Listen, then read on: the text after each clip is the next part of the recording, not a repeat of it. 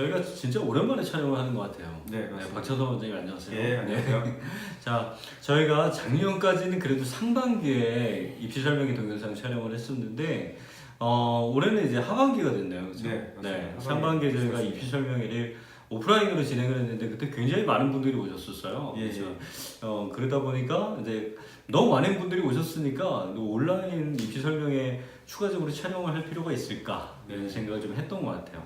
하반기에 저희가 2020년도 네. 이제 지금 고등학교 2학년 학생들 대상이죠. 네. 네, 그 학생들이 시험 칠 2020학년도 미대 입시에 대해서 얘기해보는 시간을 갖도록 하겠습니다. 오늘은 일단 주제가 저희가 이제 소묘 드로잉 가장 기본적인 미대 입시 과목이잖아요. 가장 오래됐고 그렇죠. 물론 형태나 또 대상은 좀 달라졌지만 그 소묘 드로잉으로 시험 칠 수 있는 학교에 대해서 얘기해보는 시간을 갖도록 하겠습니다. 예.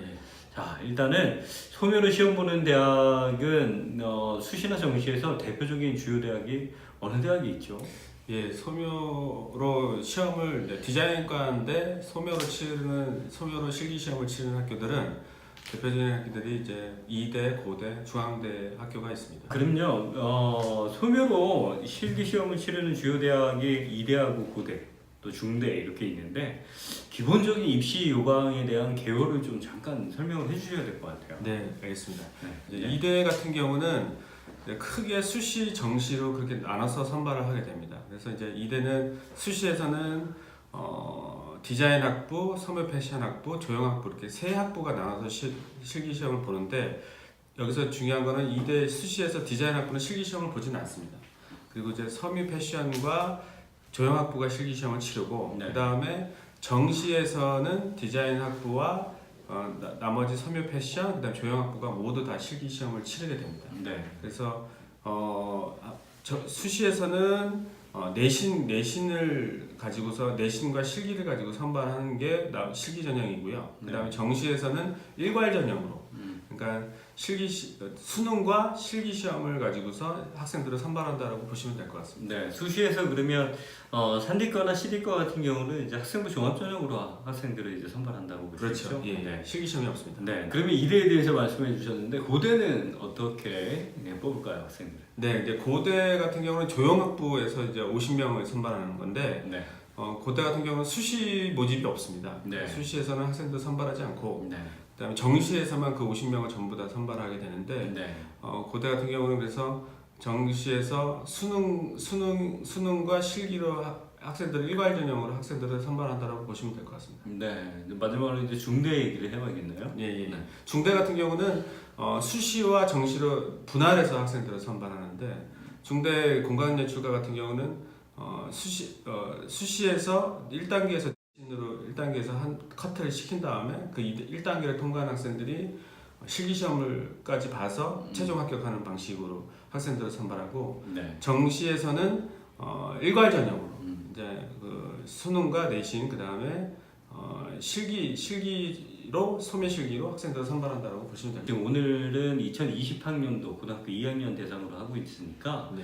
변화된 사항이 좀 있는지 점검을 해봐야 될 것 같아요. 예. 네. 근데 그 2020학년도 지금 이제 고2에 해당되는 학생들과도 거의 지금 2019학년도랑 거의 비슷합니다. 큰 네. 틀에서 바뀌는 게 없고 또 나머지 수시나 정시나 모집 인원이나 전형에는 큰 변동은 없습니다. 그럼 이제 대표적으로 이제 이대, 고대, 중대 이렇게 되게 되는데 이제 수능 지원 과목이 수시 정시나 이제 필요할 텐데 과목에 어떤 과목들의 시험을 봐야 되고 또 비율은 어떻게 들어가고 또 최저 등급은 어떻게 되어 있는지 설명 좀 해주시죠. 네, 그 이대 같은 경우는 수시에서 이제 그 소매로 학생들 선발하지 않으니까 네. 거기서는 해당 사항이 안 되고 네.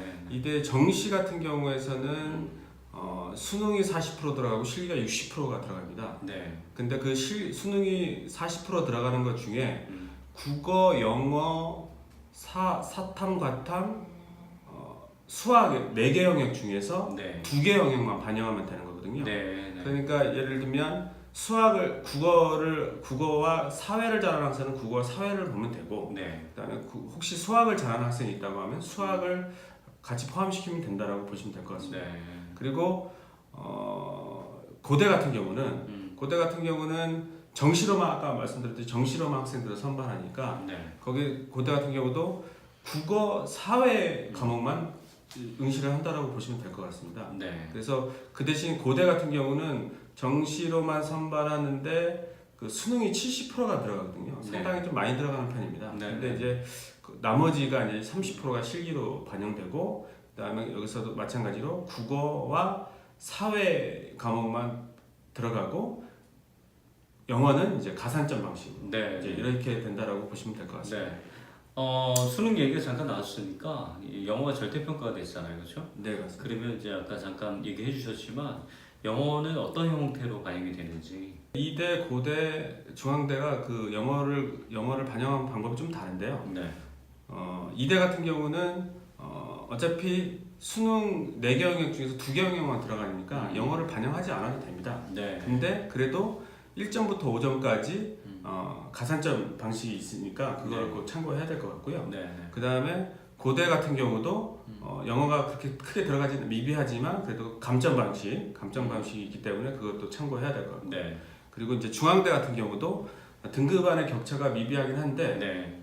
가산점 방식이 있습니다. 네. 영어는 가산점 방식이 있으니까 그거를 좀 더 참고해서 학생들이 영어는 준비해야 될 것 같습니다. 결국에는 이제 상위권 대학이고 그 결과 절대평가에서 1등급에서 3등급이나 4등급 차이는 거의 차이가 없는 상태인데 네, 그렇죠. 이 세 대학이 지원하는 학생들의 기본적인 학업 수준이 거의 대부분 1, 2등급 안에 들어가는 친구들이라 거의 변별력이 없다라고 봐도 되겠어요. 네, 맞습니다. 네, 박사장 원장님. 네, 안녕하세요. 네. 네.